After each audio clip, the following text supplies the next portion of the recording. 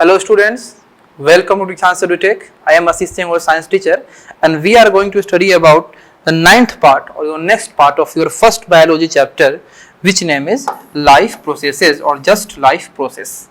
Student, आज हम लोग आपके फर्स्ट बायोलॉजी चैप्टर जो कि आपका चल रहा है बहुत दिनों से, ठीक है, लाइफ प्रोसेस, इसके नाइन्थ पार्ट, 9वें पार्ट की तरफ हम लोग बढ़ रहे हैं। इससे पहले हम लोग टोटल इसके 8 पार्ट को पढ़ चुके हैं और जो हमारा लास्ट यानी कि जो हमारा लास्ट 8th पार्ट था, इसमें हम लोग क्या पढ़े थे इसके बारे में आपको हम थोड़ा सा बता दें।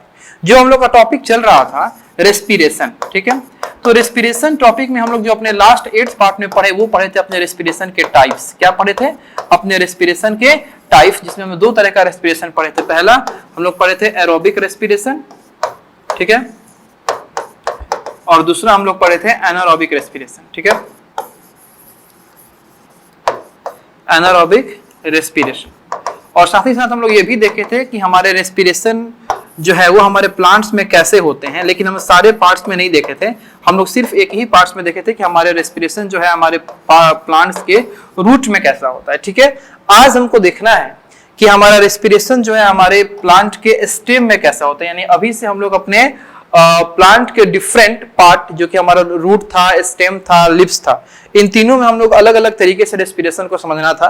तो हमने कल रूट में हमारा रेस्पिरेशन कैसे होता है तो उसमें आपको बताए थे कि रूट में हमारा जो एपिडर्मल सेल होता है उसके नीचे से हमारे रूट हेयर्स होते हैं। रूट हेयर्स हमारे सॉइल की एम्प्टी स्पेस में जाके गए होते हैं। हमारे सॉइल की एम्प्टी स्पेस में एयर, ऑक्सीजन आपका क्या होता है, भरा होता है। अब वो ऑक्सीजन जो है हमारे रूट हेयर्स में डिफ्यूज करता है और रूट हेयर्स उस डिफ्यूज्ड ऑक्सीजन को हमारे पूरे रूट में क्या करते हैं, फैलाते हैं। फिर रेस्पिरेशन होता है, वहां से कार्बन डाइऑक्साइड निकलता है और फिर उस रूट हेयर्स के माध्यम से फिर हमारा CO2 जो है वो बाहर से अंदर से बाहर की तरफ डिफ्यूज कर देता है और हमारे सॉइल में निकल जाता है। ये इंटायर प्रोसेस हमारे रूट में होता था और यही हमारा रेस्पिरेशन और रेस्पिरेशन इन रूट्स कहलाता था।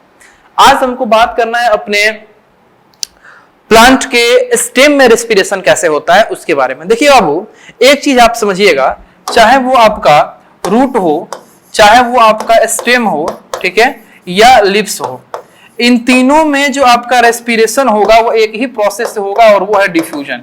वो क्या है?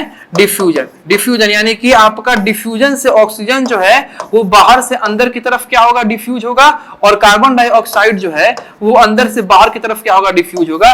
तो ये कंसेप्ट आपको याद रखिएगा। बस आपको अब करना क्या है कि ये जो आपके अलग अलग पार्ट हैं, यानी रूट यानी कि स्टेम और आपका लिप्स, तो उसमें आपके अलग अलग कंपोनेंट का नाम याद रखना है कि हमारे रूट्स में डिफ्यूजन कैसे होता, कहां से होता है और किसमें होता है।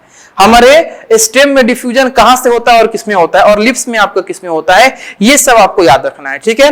तो देखिए, अगर हम बात करें अपने स्टेम का, तो हमारे स्टेम में रेस्पिरेशन को पढ़ने से पहले आपको कुछ बात ये जानना होगा कि हमारा स्टेम जो होता है वो 2 प्रकार का स्टेम होता है। एक होता है आपका हर्बेसियस प्लांट्स, यानी कि जो आपके सॉफ्ट स्टेम होते हैं, जो आपके छोटे छोटे पौधे के जो स्टेम होते हैं, हरे भरे स्टेम जो होते हैं, उसको हम लोग हर्बेसियस प्लांट के स्टेम कहते हैं। तो एक स्टेम तो वो हो गया। अब दूसरा स्टेम होता है आपका किसका, लार्ज प्लांट्स के, बड़े बड़े ट्री के, बड़े बड़े वुडी स्टेम जो होते हैं, इसको हम लोग क्या बोलते हैं, वुडी स्टेम बोलते हैं। अब इन दोनों स्टेम में रेस्पिरेशन किस प्रकार से होगा इसके बारे में समझते हैं। तो इन दोनों स्टेम में जो रेस्पिरेशन में सिमिलरिटी है वो ये है कि इन दोनों स्टेम में जो रेस्पिरेशन होगा वो डिफ्यूजन के प्रोसेस से होगा, लेकिन हमारे हर्बेसियस प्लांट्स के स्टेम में डिफ्यूजन कहां होगा और हमारे वुडी प्लांट्स के स्टेम में डिफ्यूजन कहां होगा, इसके बारे में समझता है। तो जो हमारे हर्बेसियस प्लांट होते हैं, जो हमारे हर्बेसियस प्लांट होते हैं, उनका जो स्टेम होता है, उनके स्टेम में हमारे स्टोमाटा पाए जाते हैं। हमारे सॉफ्ट प्लांट के, हर्बेसियस प्लांट के स्टेम में क्या पाए जाते हैं, स्टोमाटा पाए जाते हैं। और हमारे जो वुडी प्लांट होते हैं, उस वुडी प्लांट के जो स्टेम होता है और स्टेम का जो बार्क होता है, छाल, जो हमारे स्टेम के बेसिकली आउटर बाउंड्री को, आउटर लेयर को कहते हैं। तो हमारे वुडी प्लांट का जो स्टेम है या वुडी स्टेम है, समझिए कि मान लीजिए कि ये वुडी स्टेम है, तो इस वुडी स्टेम का जो बार्क होता है, इस बार्क में आपका होता है एक पार्टिकल्स, आपकी कुछ पार्टिकल्स, कुछ आपके होल्स होते हैं, कुछ पिट्स होते हैं, जिसको हम लोग बोलते हैं लेंटिकल्स। क्या बोलते हैं? लेंटिकल्स। तो ये जो आपका वुडी स्टेम है, उस वुडी स्टेम में इस लेंटिकल्स के थ्रू क्या होता है, गैसेस का क्या होता है, एक्सचेंज होता है, गैसेस का क्या होता है, डिफ्यूजन होता है। जैसे मान लीजिए कि आपके पास ये एक स्टेम है जो आपका बेसिकली मान लीजिए हर्बेसियस स्टेम है। ये कौन सा स्टेम है? ये मान लीजिए कि हर्बेसियस स्टेम है। इस हर्बेसियस स्टेम में क्या होगा, इस हार्वेसियस सिस्टम में क्या होगा, जिस प्रकार के लिप्स में आपके छोटे छोटे पोर्स होते हैं, उसी प्रकार इस हार्वेसियस सिस्टम में क्या होगा, आपका छोटे छोटा पोर्स होगा। ये जो छोटा छोटा पोर्स होगा, इस छोटे छोटे पोर्स को हम लोग क्या बोलेंगे, इस छोटे पोर्स को हम लोग बोलेंगे स्टोमाटा। इस छोटे पोर्स को हम लोग क्या बोलेंगे, स्टोमाटा बोलेंगे। ठीक है, ये जो छोटा पोर्स है ये आपका क्या कहला गया, स्टोमाटा कहला गया। ये है क्या, ये आपका सॉफ्ट आपका स्टेम है, यानी कि सॉफ्ट स्टेम, या इसको समझिए तो ये ग्रीन स्टेम है। अब ये जो हमारा एटमॉस्फेयर है, ये जो हमारा एटमॉस्फेयर है, इस एटमॉस्फेयर से ऑक्सीजन जो होगा, इस एटमॉस्फेयर से जो ऑक्सीजन होंगे O2, ये डायरेक्ट क्या करेंगे, इस स्टोमाटा में डिफ्यूज कर जाएंगे। ये हमारे स्टोमाटा में क्या करेंगे, यानी इस स्टेम के स्टोमाटा में क्या करेंगे, डिफ्यूज कर जाएंगे। जब एटमॉस्फेयर का ऑक्सीजन हमारे स्टेम के स्टोमाटा में डिफ्यूज करते हैं, तो डिफ्यूजन के प्रोसेस से ऑक्सीजन हमारे स्टेम में जाता है, और स्टेम में जाने के बाद वो स्प्रेड होता है। जब स्टेम में वो ऑक्सीजन पूरा फैल जाता है तो वहां रेस्पिरेशन होता है, और फिर वहां कार्बन डाइऑक्साइड प्रोड्यूस होता है। तो फिर वो कार्बन डाइऑक्साइड जो है, वो जिस रास्ते से आपका ऑक्सीजन, यानी स्टोमाटा के रास्ते से ऑक्सीजन आपका अंदर आया था स्टेम में, तो उसी स्टोमाटा के रास्ते से फिर से आपका बाहर जो है वो कार्बन डाइऑक्साइड वो निकल जाता है। और ये कार्बन डाइऑक्साइड भी है, वो अंदर से बाहर की तरफ क्या करता है, डिफ्यूज करता है। ऑक्सीजन जो है वो बाहर से अंदर की तरफ क्या करता है, डिफ्यूज करता है। तो आपको नाम आपको यहाँ पे ये याद रखना है कि हमारे जो हर्बेसियस स्टेम है, यानी कि हमारा सॉफ्ट स्टेम या ग्रीन स्टेम जो है, उनके बाउंड्री पे, उनके बॉडी के ऊपर ये आपके छोटे छोटे क्या होते हैं, स्टोमाटा होते हैं। और स्टोमाटा के थ्रू ही आपका ये ऑक्सीजन या कार्बन डाइऑक्साइड में गैसियस एक्सचेंज होता है। ये ऑक्सीजन इसी स्टोमाटा में क्या होता है, आके डिफ्यूज होता है, और ये कार्बन डाइऑक्साइड इसी स्टोमाटा से क्या होता है, आपके बाहर निकल जाते हैं। ठीक है, अब दूसरा जो हमको बात करना है, वो हमको ओडी स्टेम के बारे में बात करना है। तो ओडी स्टेम में आपके ये देखिए, ओडी स्टेम में आपके ये क्या होते हैं, लेंटिकल्स होते हैं। ये आपका ओडी स्टेम का क्या है, लेंटिकल्स है। अब ये जो आपके लेंटिकल्स होते हैं, इस लेंटिकल्स में क्या होगा, हमारा ऑक्सीजन आपका बाहर से अंदर आएगा, बाहर से अंदर आएगा आपका लेंटिकल्स में, और ये लेंटिकल्स में डिफ्यूज करेगा। बेसिकली ऑक्सीजन हमारे लेंटिकल्स में क्या करेगा, डिफ्यूज करेगा। और लेंटिकल्स में डिफ्यूज करने के बाद ये हमारा कहां चला जाएगा, ओडी स्टेम में चला जाएगा। ये आपका कहां जाएगा, ओडी स्टेम में। और ओडी स्टेम में जाने के बाद वहां पे क्या होगा, रेस्पिरेशन होगा। वहां पे जाने के बाद क्या होगा, आपका रेस्पिरेशन होगा। अब जब रेस्पिरेशन होगा तो कार्बन डाइऑक्साइड भी क्या होगा, निकलेगा। अब जो आपका कार्बन डाइऑक्साइड होगा वो उस ओडी स्टेम से कहां आएगा, लेंटिकल्स में आएगा, और लेंटिकल्स से फिर वो आपका क्या हो जाएगा, बाहर आपका क्या हो जाएगा, डिफ्यूज हो जाएगा। और ये कार्बन डाइऑक्साइड जो है ये हमारे एटमॉस्फेयर में निकल जाएंगे। तो कहने का मतलब है कि दोनों जो आपका स्टेम है, चाहे वो हर्बेसियस स्टेम हो या ओडी स्टेम हो, दोनों स्टेम में काम हो रहा है डिफ्यूजन का ही। लेकिन हर्बेसियस स्टेम में स्टोमाटा के थ्रू डिफ्यूजन हो रहा है, और जो आपके ओडी स्टेम है इसमें लेंटिकल्स के थ्रू क्या हो रहा है, आपका डिफ्यूजन हो रहा है। तो ये आपका कंसेप्ट था किसमें, रेस्पिरेशन इन स्टेम में। चलिए अब हम बात करेंगे रेस्पिरेशन इन किसमें, रूट्स, ये लिप्स में। तो लिप्स में तो रेस्पिरेशन आपको बहुत बार आपको बताया ही गया है कि लिप्स में आपका रेस्पिरेशन, यानी कि हमारा लिप्स में ये ऑक्सीजन आता कैसे है। तो आप सभी को पता है कि हमारे लिप्स में क्या है, वेट,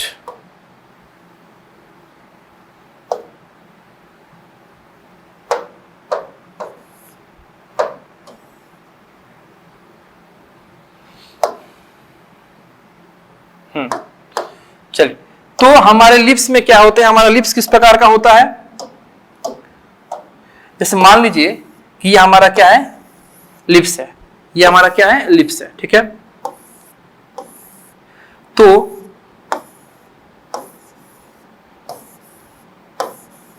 ये लिप्स का क्या हो गया, मिड वेन। लिप्स का क्या हो गया, मिड वेन। ठीक है, ये क्या हो गया, पेट्रियोल। ये क्या हो गया, साइड वेन। ये क्या हो गया, टिप। ये क्या हो गया, मार्जिन। ठीक है, ये हो गया आपका लैमिना, या जिसको हम लोग लीफ ब्लेड के नाम से भी जानते हैं, जिसको हम लोग लीफ ब्लेड के नाम से भी जानते हैं। अब ये जो लैमिना है या ये जो लीफ ब्लेड है, इसी में क्या होते हैं, आपके छोटे छोटे पोर्स होते हैं, छोटे छोटे पिट्स होते हैं, छोटे छोटे छिद्र होते हैं। जिस छोटे छोटे छिद्र को हम लोग क्या बोलते हैं, स्टोमाटा बोलते हैं। इसी को हम लोग क्या बोलेंगे, स्टोमाटा बोलेंगे। इसी को हम लोग क्या बोलेंगे, स्टोमाटा बोलेंगे। अब यही स्टोमाटा है जो हमारे जरूरत पड़ने पे इस एटमॉस्फेयर से क्या लेता है, ऑक्सीजन को लेता है और CO2 को क्या करता है, देता है, या हमारा CO2 को लेता है और आपका O2 को देता है। तो जो आपके लिप्स के अंदर जो आपका गैसियस एक्सचेंज होता है, यानी कि ऑक्सीजन का आना या कार्बन डाइऑक्साइड का बाहर निकालना, ये किसके द्वारा होता है, हमारे स्टोमाटा के थ्रू होता है। अब देखिए आपको यहां पे जो रेस्पिरेशन इन लिप्स जो आप लोग पढ़ रहे हो, तो आपके लिप्स के अंदर दो तरह के प्रोसेस होते हैं। आपके लिप्स में रेस्पिरेशन भी होता है, और आपके लिप्स में फोटोसिंथेसिस भी होता है, ठीक है। अक्सर ये बच्चों को कंफ्यूजन रहता है कि हमारा अक्सर वो लोग बात में ये कह देते हैं कि हमारा प्लांट जो होता है सर, वो कार्बन डाइऑक्साइड लेता है और ऑक्सीजन छोड़ता है, और ये भी कह देते हैं कि कार्बन डाइऑक्साइड सांस के रूप में लेता है और सांस के रूप में ऑक्सीजन छोड़ता है, जो कि बिल्कुल गलत बात है। हमारा प्लांट हमारे ही जैसा रेस्पिरेशन के लिए O2 ही लेता है और CO2 ही छोड़ता है।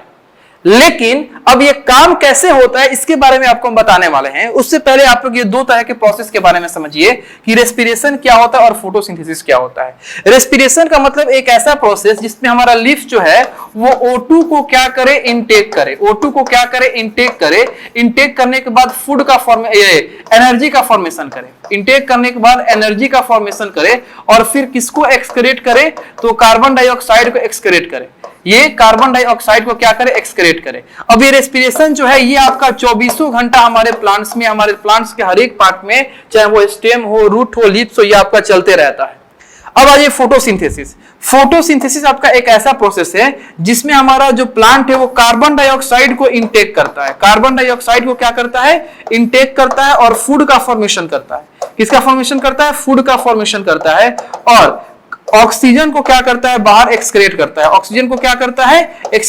है। और अगर ड्यूरेशन का बात करें तो ये आपका सिर्फ और सिर्फ 12 घंटा ही होता है, यानी जब तक आपका सनलाइट होगा तभी आपके क्या होंगे, फोटोसिंथेसिस होंगे। ये आपके नाइट के समय में, रात के समय में आपका फोटोसिंथेसिस नहीं होता है, क्योंकि वहां पे आपका सनलाइट क्या होता है, एब्सेंट होता है।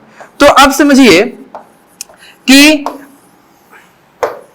ये आपका 24 घंटा हमारे प्लांट्स के अंदर में जो होने वाला प्रोसेस है वो है रेस्पिरेशन, और 12 घंटा ही जो हमारा प्लांट्स के अंदर जो प्रोसेस होता है वो होता है फोटोसिंथेसिस। तो दिन के समय में आपके क्या नेट गैसियस एक्सचेंज होते हैं और रात के समय में कौन से गैसियस एक्सचेंज होते हैं। तो देखिए, मान लीजिए कि अभी आपका डे टाइम है, ये क्या है, आपका डे टाइम है, ये एक लीफ है, ठीक है, डे टाइम है और ये लीफ है। तो लीफ है, डे टाइम है, तो इसको दोनों प्रोसेस करना है, इसको क्या करना है, फोटोसिंथेसिस का भी प्रोसेस करना है, और फिर इसको रेस्पिरेशन का भी प्रोसेस करना है। फोटोसिंथेसिस का भी प्रोसेस करना है और रेस्पिरेशन का भी प्रोसेस करना है। ये क्या करेगा, रेस्पिरेशन के प्रोसेस के लिए पहले तो जरूरी है फूड का फॉर्मेशन करना। तो फूड के मेकिंग के लिए ये क्या करेगा कि हमारे एटमॉस्फेयर से कार्बन डाइऑक्साइड को लेगा, और जब फूड बना लेगा तो फूड जो बनता है आप भी जानते हो किसके फॉर्म में बनता है, ग्लूकोज के फॉर्म में, और ऑक्सीजन गैस जो है वो बाहर निकलता है। अब एक बात बताइए, जब ये फोटोसिंथेसिस का प्रोसेस करेगा तो इस लीफ के अंदर ऑक्सीजन गैस आपके एक्स्ट्रा हो जाएंगे निकलने के लिए। अब तुम्ही को किसी चीज का जरूरत हो, मान लो तुमको बिस्किट खाना है और तुम्हारे घर में ही बिस्किट पड़ा हुआ है, तो तुम बाजार जाकर नहीं लाओगे, तुम दुकान जाकर तो नहीं लाओगे।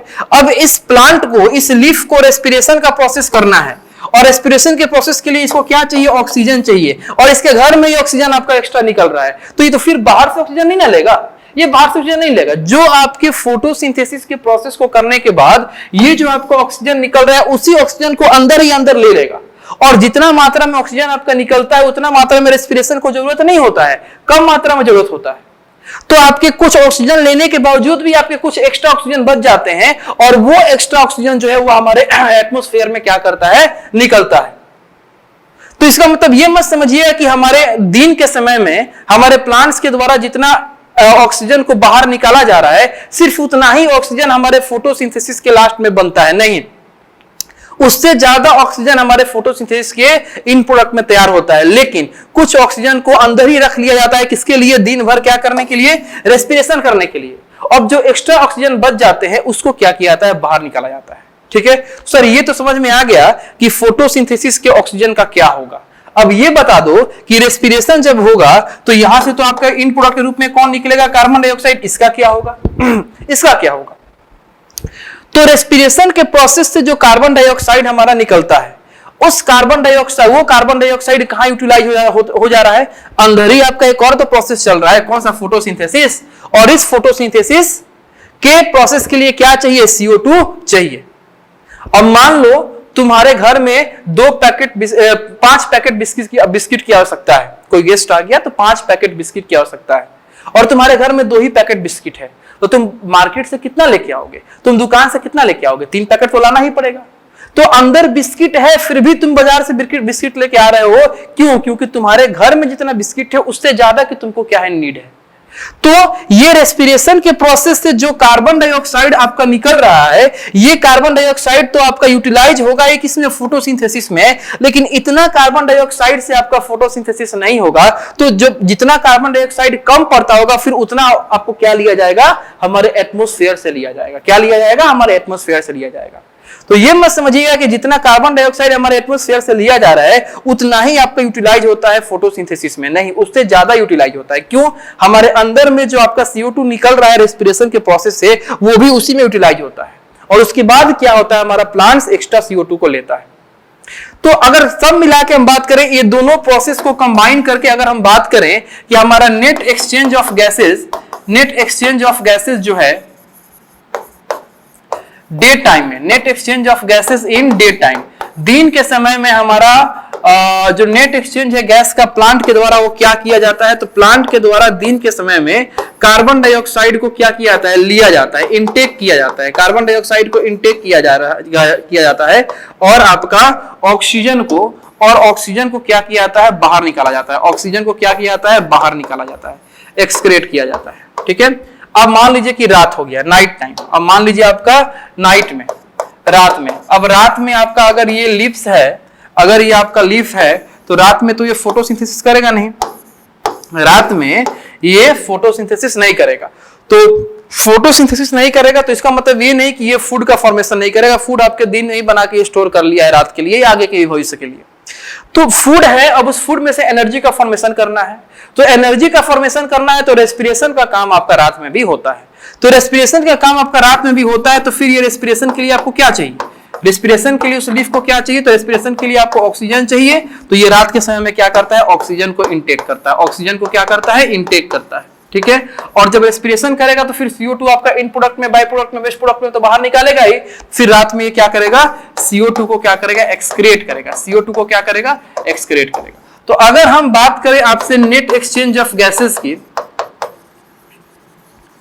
नेट एक्सचेंज ऑफ गैसेस की किस में, रात में, इन नाइट में, तो वहां पे रात में आपका दिन वाले समय से क्या हो जाता है, उल्टा हो जाता है। रात में जो ऑक्सीजन है, ऑक्सीजन, इसको क्या किया जाता है, आपका इनटेक किया जाता है, ऑक्सीजन को क्या किया जाता है, इनटेक किया जाता है, और कार्बन डाइऑक्साइड को क्या किया जाता है, एक्सक्रेट किया जाता है। कार्बन डाइऑक्साइड को क्या किया जाता है, एक्सक्रेट किया जाता है। तो ये आपका जो कंफ्यूजन था या जो रेस्पिरेशन था हमारे लिप्स में, ये आपको यहां से क्या हुआ, क्लियर हुआ कि हमारे लिप्स में दिन के समय में क्या एक्सचेंज होता है, रात के समय में क्या एक्सचेंज होता है, या हमारा लिप्स जो है वो किस प्रकार से हमारे ऑक्सीजन को या किस प्रकार से रेस्पिरेशन को करता है।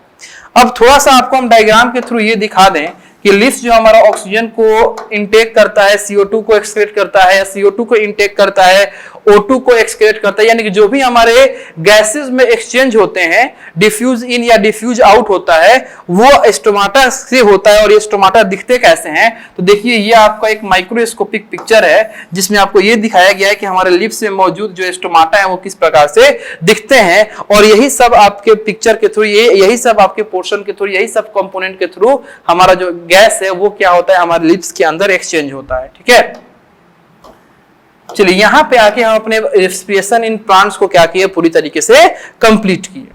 अब यहां से हम लोग स्टार्ट कर रहे हैं अपने एनिमल्स के अंदर रेस्पिरेशन के प्रोसेस को। ठीक है, तो सबसे पहले हम लोग अपने एनिमल्स के रेस्पिरेशन को एक बेसिक फॉर्म में देखेंगे, और फिर हम लोग उसको अपने ह्यूमन बीइंग पर जब लेके जाएंगे, हम इस रेस्पिरेशन को जब ह्यूमन बीइंग पे लेके जाएंगे तो वहां पे फिर से हम लोग डिटेल व्यू या एक्सप्लेन व्यू में इस रेस्पिरेशन को देखेंगे।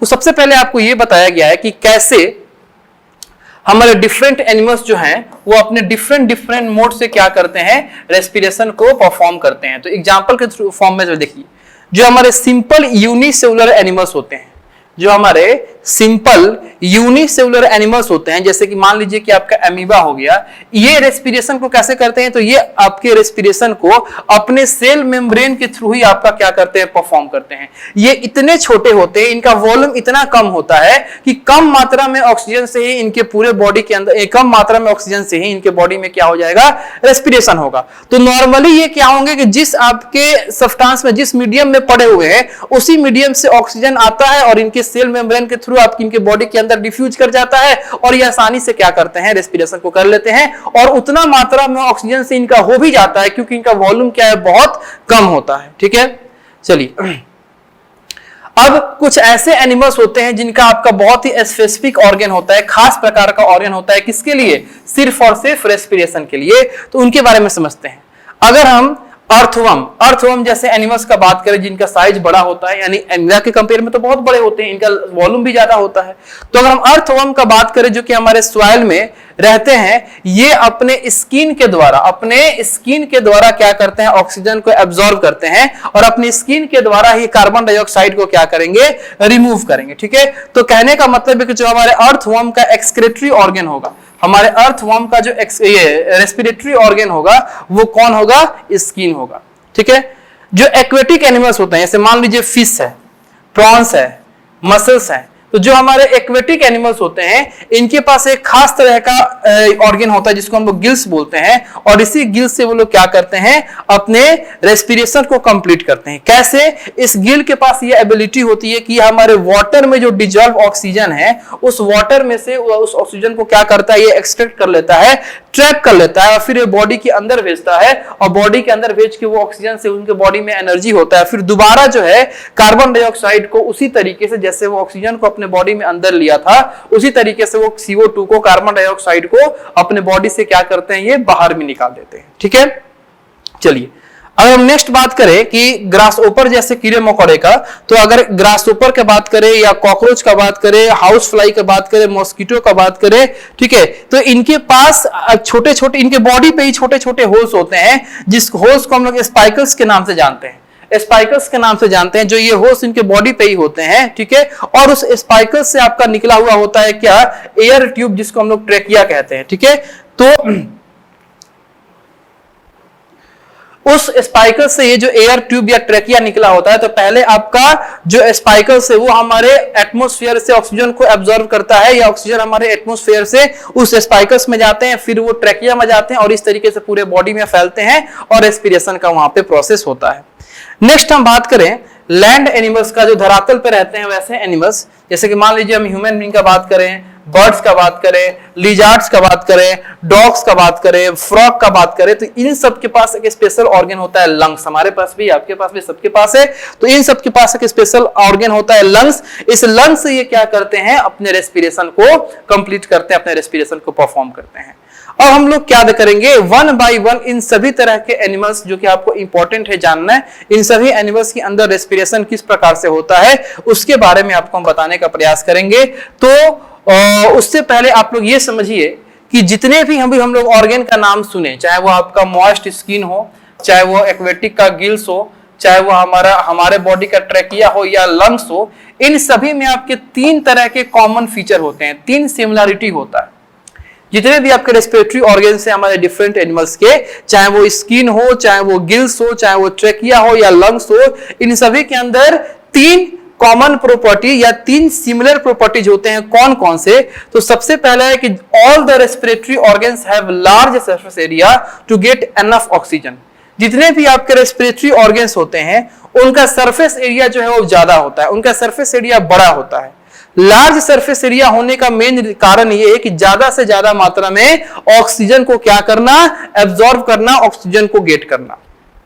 दूसरा जो सिमिलरिटी है सभी ऑर्गन्स में वो ये है कि all the respiratory organs have thin walls for easy diffusion and exchange of respiratory gases. जितने भी आपके ये रेस्पिरेटरी ऑर्गन्स हैं सबके वॉल्स कैसे होते हैं, पतले होते हैं। पतले होने का मेन रीजन है ताकि हमारा आसानी से ऑक्सीजन का या कार्बन डाइऑक्साइड का डिफ्यूजन हो सके या हमारे गैसेस का क्या हो सके, एक्सचेंज हो सके। तो जितना पतला आपका वॉल होगा उतना आसानी से गैसेस बाहर से अंदर आएंगे और उतनी आसानी से ये जो गैस है वो अंदर से बाहर भी आपका निकलेगा। ठीक है, चलिए तीसरा जो आपका सिमिलरिटी है या कॉमन फीचर है वो ये है कि ऑल द रेस्पिरेटरी ऑर्गन्स, जैसे कि मान लीजिए स्किन, गिल्स या लंग्स, इन सभी के पास एक बहुत ही अच्छा ब्लड सप्लाई आपका कनेक्शन होता है, ताकि इन ऑर्गन्स के पास जब ऑक्सीजन आए तो वो ऑक्सीजन अच्छे तरीके से इजीली और जल्दी और बहुत ही ये सहूलियत पूर्वक पूरे बॉडी में, पूरे बॉडी के ऑर्गन्स तक वो ऑक्सीजन का ट्रांसफर हो सके, ऑक्सीजन का जो है वो आपका फ्लोइंग हो सके। इसलिए ब्लड सप्लाई, ब्लड के आपके वेसल्स जो है वो बहुत इंपॉर्टेंट है। हमारे इस रेस्पिरेटरी ऑर्गन से आपके बहुत ज्यादा मात्रा में ब्लड वेसल्स जो है वो कनेक्टेड होते हैं, ताकि हमारा ऑक्सीजन जो है वो हमारे रेस्पिरेटरी ऑर्गन से पूरे कंप्लीट बॉडी में ट्रांसफर हो सके। ठीक है, चलिए अब हम वन बाय वन ये पढ़ेंगे कि हमारे नॉर्मल से यानी ह्यूमन बीइंग को छोड़ के जो भी आपका नॉर्मल बॉडी है, चाहे वो यूनिसेलुलर का हो चाहे मल्टी का हो, उनके अंदर रेस्पिरेशन कैसे होता है। तो सबसे पहले हम बात करेंगे एमीबा। तो एमीबा जो है वो यूनिसेलुलर, आप सभी को पता है कि जो एमीबा है वो कैसा है, यूनिसेलुलर है। तो यूनिसेलुलर होने के चलते एमीबा का जो बॉडी है वो खुद एक सेल का काम करता है, और एमीबा का जो बॉडी का आउटर लेयर है वो खुद आपका क्या है, एक सेल मेम्ब्रेन। वो क्या है, सेल मेम्ब्रेन। अब देखिए अमीबा जिस मीडियम में भी आपका पाया जाता है, उस एक्सटर्नल मीडियम में से ऑक्सीजन जो है वो ऑक्सीजन इस अमीबा के सेल मेम्ब्रेन के थ्रू डिफ्यूज करके अंदर जाता है। अंदर जाने के बाद रेस्पिरेशन होता है, और वो रेस्पिरेशन होने के बाद कार्बन डाइऑक्साइड जो निकलते हैं वो फिर अंदर से बाहर डिफ्यूज होकर आपके क्या होते हैं, एक्सटर्नल मीडियम में बाहर निकल जाते हैं। तो सिर्फ डिफ्यूजन का ही प्रोसेस काफी है, अमीबा के बॉडी में आपका जल्दी और अच्छे तरीके से ऑक्सीजन को क्या करने के लिए, ट्रांसफर करने के लिए, क्योंकि अमीबा के बॉडी का वॉल्यूम आपका बहुत छोटा है, जिससे आपके कम मात्रा में ऑक्सीजन से उनका काम चल जाता है। तो अमीबा है या पैरामीशियम है या प्लेनेरिया है, ये सभी जो है वो अपने सेल मेम्ब्रेन के थ्रू ही क्या करते हैं, अपने रेस्पिरेशन का प्रोसेस करते हैं। अब अगर हम लार्ज एनिमल्स का बात करें तो इनमें आपका एक ब्लड सर्कुलेटरी सिस्टम होता है जो आपके रेस्पिरेटरी ऑर्गन से ऑक्सीजन को कैरी करके और आपके डिफरेंट पार्ट्स ऑफ बॉडी तक लेके जाता है, और यह आपके डिफरेंट पार्ट ऑफ बॉडी से कार्बन डाइऑक्साइड को लेके आपके रेस्पिरेटरी ऑर्गन्स और फिर आपके नोस्ट्रिल से, नोज से बाहर निकलता है। देखिए यहां पे एक बच्चों के दिमाग में क्वेश्चन आता है कि सर अगर अमीबा जो है वो डिफ्यूजन के प्रोसेस से अपने रेस्पिरेशन को कंप्लीट कर सकता है, तो हमारे अंदर इतना वेल ऑर्गेनाइज्ड ऑर्गन देने की आवश्यकता क्या थी, हम क्यों नहीं डिफ्यूजन के प्रोसेस से अपने रेस्पिरेशन को कंप्लीट करेंगे। तो देखो बाबू, आपके बॉडी का जो वॉल्यूम है, इनफैक्ट एक अर्थवर्म के बॉडी का जो वॉल्यूम है वो काफी ज्यादा, आप तो खैर दूर हो, एक अर्थवर्म के बॉडी का जो वॉल्यूम है वो काफी ज्यादा है आपके अमीबा के बॉडी के कंपेयर में। अगर हम कंपैरिजन का बात करें तो अगर हमारे बॉडी के अंदर डिफ्यूजन के प्रोसेस से अगर ऑक्सीजन का ट्रांसफर होता तो हमारे लंग्स से ऑक्सीजन को हमारे टो तक आने में, हमारे पैर के अंगूठे तक आने में 3 साल का समय लगता। कितने साल का समय लगता? 3 साल का समय लगता। सोचिए डिफ्यूजन का प्रोसेस है वो कितना स्लो है। हमारे लंग्स से ऑक्सीजन को हमारे टो तक आने में 3 साल का समय लगता है, ऐसा अप्रोक्सीमेट एक डेटा है। तो यही कारण है कि आपके जो बड़े साइज के जो एनिमल्स होते हैं, जो बिग स्ट्रक्चर के एनिमल होते हैं, उनके अंदर डिफ्यूजन का प्रोसेस नहीं होता है। जो छोटे साइज के एनिमल होते हैं उन्हीं के अंदर, आपके जो यूनिसेलुलर होते हैं उन्हीं के अंदर डिफ्यूजन का प्रोसेस होता है। ठीक है, तो देखिए, तो हमारे अंदर इतना अच्छे तरीके से, इजीली तरीके से ऑक्सीजन कैसे पहुंच पाता है? क्योंकि हमारे अंदर एक perfect well organised respiratory organ है, और उससे बड़ी बात कि उस रेस्पिरेटरी ऑर्गन से आपके ब्लड कनेक्शन बहुत ज्यादा हैं। Blood capillaries, blood vessel, blood जितने भी आपके कनेक्शन है वो बहुत ज्यादा फैले हुए हैं। तो इजीली तरीके से और फास्टली तरीके से जो ऑक्सीजन है हमारे पूरे बॉडी में फैला दिया जाता है। ठीक है, चलो, तो यही यहां पे बताया है कि डिफ्यूजन का जो प्रोसेस है वो बिल्कुल इनसफिशिएंट है। किसके लिए? ऑक्सीजन की रिक्वायरमेंट के लिए, लार्ज मल्टीसेलुलर ऑर्गेनिज्म के लिए, जैसे मान लीजिए ह्यूमन है। क्यों? क्योंकि हम लोग का जो वॉल्यूम है वो काफी क्या होता है, ज्यादा होता है। Human blood contains a respiratory pigment called hemoglobin which carries the oxygen from the lungs to all the body cells. अगर हम बात करें तो फिर ह्यूमन बीइंग में हमारा कौन ऑक्सीजन को एब्जॉर्ब करके एक जगह से दूसरी जगह तक लेके जाता है? ठीक है, तो आप लोग का एक बात आया कि ह्यूमन बीइंग के अंदर जो ये ह्यूमन बीइंग है, इनके अंदर जो ब्लड आपका है, ये ब्लड क्या करता है? ऑक्सीजन को लंग से लेके और आपके डिफरेंट पार्ट्स तक लेके जाता है। लेकिन इस ब्लड के अंदर का भी कौन सा कंपोनेंट लेके जाता है? तो ब्लड के आपके बहुत सारे कंपोनेंट होते हैं, जैसे मान लीजिए कि आरबीसी, डब्ल्यूबीसी, ये आपके ब्लड का ही कंपोनेंट है। प्लेटलेट, ये ब्लड का ही कंपोनेंट है। ठीक है, प्लाज्मा, ये ब्लड का ही कंपोनेंट है। तो ये जो आपका होता है आरबीसी, रेड ब्लड सेल, इसी के अंदर आपका एक रेड पिगमेंट पाया जाता है, जिस रेड पिगमेंट का नाम होता है आपका हेमोग्लोबिन। क्या नाम होता है? हेमोग्लोबिन। और ये जो आपका हेमोग्लोबिन होता है, यही हेमोग्लोबिन हमारे ऑक्सीजन को क्या करता है? अपने अंदर डिसॉल्व करता है, या ऑक्सीजन को एब्जॉर्ब करता है और लंग्स से लेके हमारे डिफरेंट बॉडी पार्ट्स तक जा क्या करता है? पहुंचाता है। ठीक है, तो इस तरीके से देखिए कि ये ब्लड जो ब्लड सर्कुलेटरी सिस्टम है, वो कैसे सक्षम होते हैं हमारे बॉडी के अंदर ब्लड के सर्कुलेशन के लिए, ब्लड के ट्रांसफर के लिए। ठीक है, चलिए अब दूसरा हम बात करेंगे अर्थवर्म का। तो अर्थवर्म जो ऑक्सीजन है, वो जितना भी इनको नीड होता है ऑक्सीजन का, ये अपने मॉइस्ट स्किन के द्वारा ऑक्सीजन को क्या करते हैं? अब्सॉर्ब करते हैं। फिर उस ऑक्सीजन को अपने बॉडी के अंदर लेते हैं, लेने के बाद उससे रेस्पिरेशन करते हैं, और जब रेस्पिरेशन कंप्लीट होता है तो जो कार्बन डाइऑक्साइड निकलता है, फिर उसी बॉडी के थ्रू वो क्या करते हैं? बाहर भी निकाल देते हैं। तो यहाँ आप देख रहे होंगे कि जो गैसियस एक्सचेंज होता है अर्थवर्म का, वो कैसे होता है? तो इनके स्किन के थ्रू होता है। या अगर हम लीचेज का बात करें, लीचेज का, तो ये लीचेज पे भी जो गैसियस एक्सचेंज होता है, वो इनके आउटर स्किन के थ्रू ही होता है। ठीक है, नेक्स्ट अगर हम बात करें अर्थवर्म के बाद फिश का, तो फिश के पास एक स्पेशल ऑर्गन होता है। ठीक है, इस फिश के पास एक स्पेशल ऑर्गन होता है जिसको हम लोग गिल्स बोलते हैं।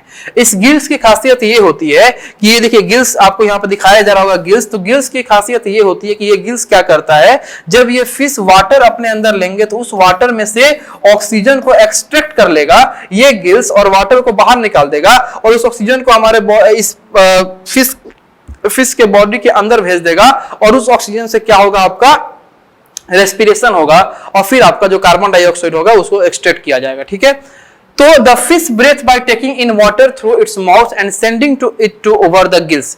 When water passes over the gills extract dissolve oxygen from this water. ठीक है, जब भी आपका फिश को रेस्पिरेशन करना होता है, तो फिश क्या करते हैं? ब्रीथ करते हैं पूरे वाटर को लेके, और वो वाटर को जब ब्रीथ करेंगे तो वो वाटर इनके माउथ से जाएगा, और माउथ से वो कहां भेजा जाएगा? गिल्स पे। और गिल्स पे जब ये जाएगा तो वो गिल्स क्या करेगा? उस वाटर में से ऑक्सीजन को एक्सट्रैक्ट करके और बॉडी के अंदर भेज देगा, और बॉडी के अंदर भेजने के बाद फिर वहां पे क्या होगा? रेस्पिरेशन होगा। ठीक है, तो इस तरीके से हमारे अर्थवर्म में, हमारे अमीबा में और हमारे फिश में जो है वो रेस्पिरेशन का प्रोसेस आपको देखने को मिला। अब जो हम लोग नेक्स्ट पार्ट पढ़ेंगे, यानी कि पार्ट 10 जब पढ़ेंगे, तो इसमें हम लोग बहुत ही अच्छे तरीके से ह्यूमन बीइंग के अंदर रेस्पिरेशन कैसे होते हैं, कौन कौन से ऑर्गन्स आपके इन्वॉल्व होते हैं, किस तरीके से इन्वॉल्व होते हैं, उनका फंक्शन क्या होता है, ये कंप्लीट लेक्चर आपको पार्ट 10 में कि ह्यूमन बीइंग के अंदर रेस्पिरेशन कैसे होता है ये समझने को मिलेगा। तो उस पार्ट को मिस नहीं करना है। तो मिलते हैं आपसे हम लोग पार्ट 10 में। तब तक के लिए थैंक यू सो मच, और मन लगा के पढ़ाई कीजिए।